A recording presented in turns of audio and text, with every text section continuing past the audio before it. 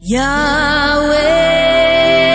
కార్యక్రమాన్ని వీక్షిస్తున్న, ఈ కార్యక్రమాన్ని చూస్తున్న మీ అందరికీ నా ప్రేమపూర్వకమైన శుభాకాంక్షలు. తండ్రి ఈ దినమంతా మనందరినీ కూడా ఆశీర్వదించి కృపలో బలపరచునుగాక. పరమ తండ్రి మనకిచ్చినట్టు ఈ అవకాశాన్ని బట్టి చివరిదాకా ఈ కార్యక్రమాన్ని చూస్తున్న మీ అందరికీ నా ప్రేమపూర్వకమైన షలోమ్ అండి. మంచిది, ఒక పాట విందా. తండ్రికి మహిమ కలుగునుగాక. హల్లెలూయా.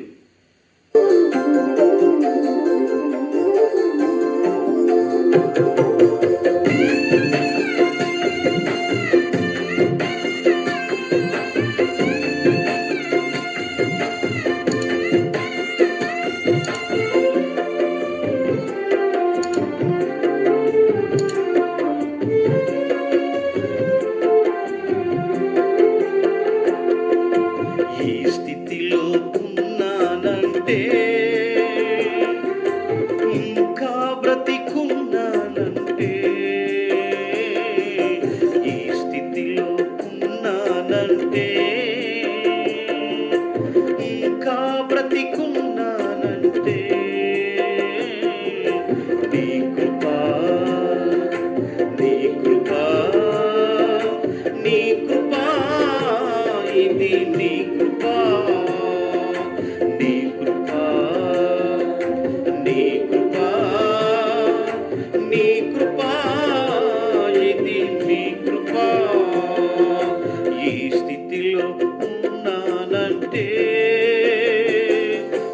ఇంకా బ్రతికున్నానంటే, నీ కృపా.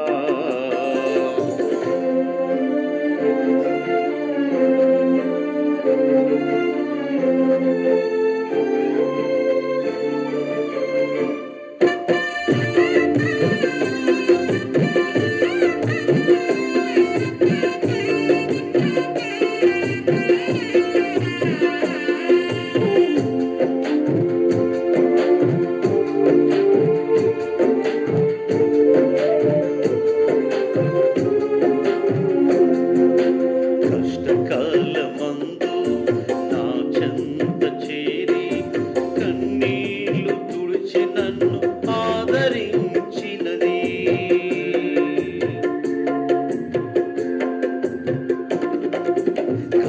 కష్టకాలమందు నా చెంత చేరి కన్నీళ్లు తుడిచి నన్ను ఆదరించినది. నీ కృపా, నీ కృపా, నీ కృపా, ఇది నీ కృపా, నీ కృపా, నీ కృపా, నీ కృపా, ఇది నీ కృపా. ఈ స్థితిలో ఉన్నానంటే, ఇంకా బ్రతికున్నానంటే,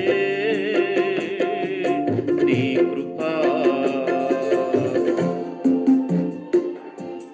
పాడు, హల్లెలూయా. నాతో పాడు కలిసి హల్లెలూయా.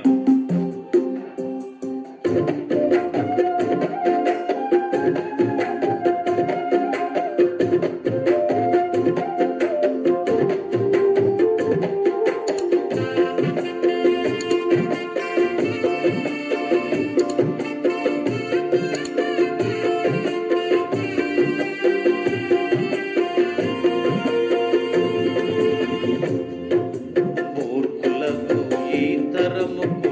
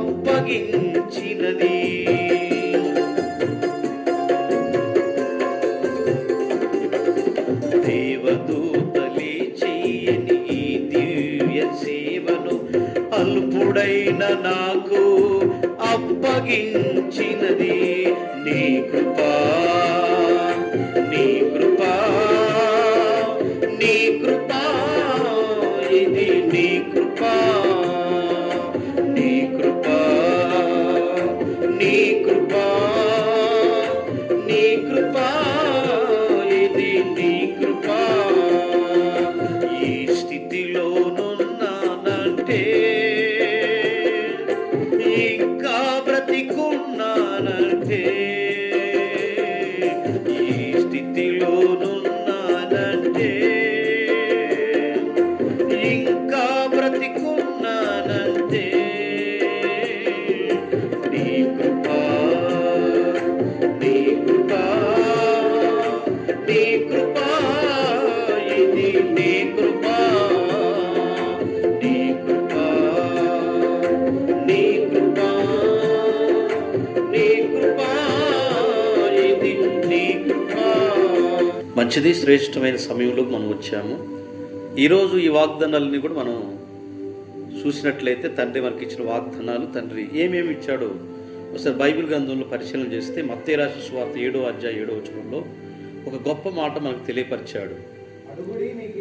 అడుగుడి మీకు ఇవ్వబడును, ఎతకడి వెతకండి మీకు దొరుకును, తట్టుడి మీకు తీయబడును. పరిశుద్ధ గ్రంథమైన బైబిల్లోని ఈ వాగ్దానాన్ని అడగండి మీకు ఇస్తానంటున్నాడు, వెతకండి మీకు దొరుకుతానంటున్నాడు, ఇదిగో డోర్ తట్టితే మీకు తీస్తానంటున్నాడు. ఏమి అడగాలి, ఏమి వెతకాలి, ఏం చేయాలంటే శ్రేష్టమైన వాక్య భాగంలో ఈ వాగ్దానాలు. ప్రియ సహోదరి సహోదరులు, మనమందరం కూడా ఈ దినమంతా ఈ వాగ్దానాలు మన కుటుంబాల్లో నెరవేరునుగా. హల్లెలూయా. అదే మత్తయి సువార్త 6వ అధ్యాయం 33వ వచనంలో ఆయన చెలవిచ్చిన మాట ఏంటంటే యావే రాజ్యమును వెతకాలి అని రాయబడింది. మొట్టమొదటి మాట. కాబట్టి మీరు ఆయన రాజ్యమును నీతిని మొదటి వెతకండి. ఈ రెండు వాక్య భాగాలు మొదటగా ఏం తెలియపరచబడంటే, మొదటగా ఆయన రాజ్యాన్ని ఎతకాలట ప్రతిరోజు. రెండవది నీతిని ఎతకాలి. నీతిని రాజ్యాన్ని ఎతికే వాళ్ళు చాలా తక్కువ మంది ఉంటారు. ప్రియులారా, ఈ వాక్యం వింటున్న దయచేసి సేవకులారా, అలాగే ప్రియ సహోదరి సహోదరులారా, ఈ వాగ్దానం తెలియపరిచే మాట ఏంటంటే, మొదటిగా తండ్రి యొక్క రాజ్యం ఎక్కడుందో ఆ రాజ్యానికి వెళ్ళాలి, ఎలా వెళ్ళాలో మనం తెలుసుకోవాలి. రెండవది నీతిమంతులు ఎక్కడుంటారు, నీతిమంతులతో సావాసం చేయాలనే ఒక మన సంకల్పంతో ఉండాలి. కనుక ఈరోజు అప్పులు ఉండడం అంటే చెప్పులు లేనప్పుడు బాగూడదు. చెప్పులు ఉండడం అంటే అప్పులు ఉండడం అంటే మనం బాగూడదు. కారణం ఏంటంటే అప్పులు ఉంటే మన మంచివాళ్ళం, వాడు అప్పులు ఉండడు. అప్పు ఎప్పుడెత్తవాయా అన్నప్పుడు వీడి పరువంత పోదు. అట్లా అడుక్కున్నాడు కూడా పోతున్న బజాట్లో వీడి పరువంత పోతుంది. అలాగే చెప్పులు ఉండడం అంటే మనం వెళ్ళినప్పుడు వాడు ఆడక్కడ దూకుతుడు, ఇక్కడ దూకుతుడు. అందుకని ఈ లోకంలో ఉన్నట్టు వారు వాళ్ళ అమ్మట మీరు వెళ్ళొద్దు. అంటే పరిశుద్ధులతో మీరు సావాసం చేయండి. నీతిని అనుసరించే బిడ్డలు ఎందరైతే ఉన్నారో వారిని మీరు అనుసరించి వారు సావాసం చేసినప్పుడు మీరు కూడా నీతిమంతులుగా జీవిస్తారు. ఎవరైతే యావే తండ్రి రాజ్యాన్ని ఎదుగుతూ ఉంటారో వారు కూడా రాజ్య పాలు భాగస్తులుగా ఉంటారని ఈ రెండు మాటలు తెలియపరుస్తూ ఉంది. మొదటి పేతురు పత్రిక 3వ అధ్యాయం 11వ వచనంలో సమాధానాన్ని ఎంటాడి మనం వెతకాలని రాయబడి ఉంది. ఏంది వెతకాలట? సమాధానం ఎక్కడ దొరికిద్దా, ఆ పొందిన సమాధానం ఎవరికి ఇవ్వాలని చెప్పేసి 3వ అధ్యాయం 1 పేతురు పత్రికలో 11వ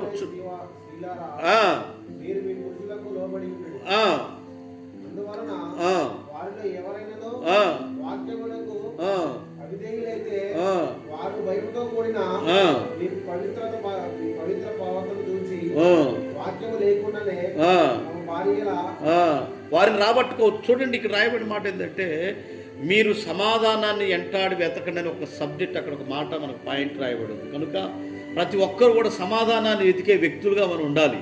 కనుక 2వ పేతురు పత్రికలో అనుకుంటే కనుక మనము సమాధానాన్ని ఎక్కడ దొరికిందని వెతకాలి. ఈ 3వ అధ్యాయం 11వ వచనంలో మరి 4వ మాట ఏంటంటే కీర్తనాకారుడు 119వ అధ్యాయం 94వ వచనంలో యావే తండ్రి ఉపదేశమును వెతకాలట. ఏం వెతకాలి? మొట్టమొదటి దేవుడు రాజ్యం వెతకాలి, 2వ మాట ఆయన నీతిని వెతకాలి, 3వ మాట సమాధానం వెతకాలి, 4వ మాట ఆయన ఏంటంటే ఉపదేశమును వెతికే వ్యక్తులుగా, అంటే ఆయన వాక్యాన్ని వెతికే వ్యక్తులుగా ఉండాలట.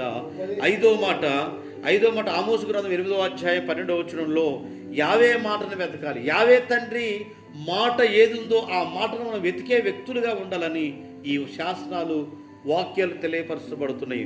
హోషేయ గ్రంథం మరి నిజంగా 10వ అధ్యాయం 12వ వచనంలో యావేనే సృష్టికర్తనేమని ఎక్కడ దొరుకుతానని వెతకాలి. ఈరోజు సర్వోన్నతుడు, సర్వంతరామి, జగతరక్షుడు, అమరత్వం లేని నిజంగా అమరత్వం గలవాడు ఆయన ఎక్కడైతే మరణం లేనివాడు, ఆయన మరణం జయించిన వాడు ఎక్కడైతే ఉన్నాడో, మరణించి తిరిగి లేచిన వ్యక్తిని మనం వెతికే వ్యక్తులుగా మనం ఆయన్ని ఉండాలని, యావేనే వెతికే వ్యక్తులుగా ఎక్కడ దొరుకుతాడా అంటే మన హృదయంలోనే ఆయన ఉంటాడని ఈ వాక్య భాగం తెలియపరుచు. చివరిగా ఏ వాక్యం తెలియపరుచుందంటే కొలసీలకు రాసిన పత్రిక 3వ అధ్యాయము 1వ వచనంలో ఒక ఆశ్చర్యకరమైన మాట పౌలు కొలసీలకు రాసిన పత్రికలో తెలియపరిచాడు. 3వ అధ్యాయము 1వ వాక్యంలో మీరు యెహోవా మెస్సీయతో ప్రభువుతో కూడా లేపబడిన వారైతే పైనున్న వాటిని మాత్రమే వెతకనాలి. ఇక్కడ ఈ చివరి మాటలు ఏం రాయిందంటే మీరు కూడా ప్రభువునందు రక్షణ పొందారా, బాప్తిజం తీసుకున్నారా,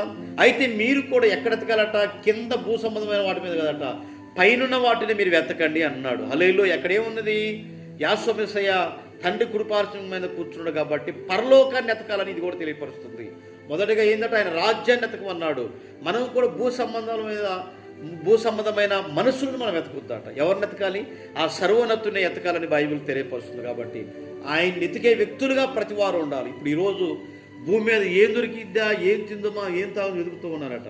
ఒక రాజుగారు కుమారుడిని ఈయన పట్టుకుంటే డబ్బులు వస్తాయని చెప్పేసి తీసుకొని వెళ్ళారట.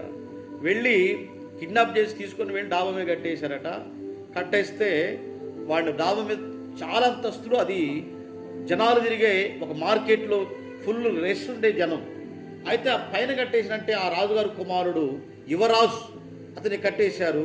వీళ్ళు మళ్ళీ తర్వాత వద్దని పోతే ఎవరన్నా కింద ఉన్న ప్రజలు, వ్యాపారాలు, జన సమూహాలు ఎక్కువ జనం ఉన్నాయి అనమాట. తిన్నాళ్ళ ఉంటే అయా రే నేనున్నాను పైన నన్ను కట్టేశారా, మైగనన్ను కట్టేశారని డిపెన్షన్ చెప్పేసి ఎంత మొత్తుకున్నా ఎవరు కూడా కనీసం పైకి చూసే వ్యక్తులు ఎవరు లేరట. అయితే ఆ యువరాజు ఏం చేస్తానంటే బంగారం తీసి, నాకున్న బంగారం కడియాలు ఉంటాయి కదా రాజులకి, ఆ కడియం తీసి ఎప్పుడైతే కింద వేసిండట.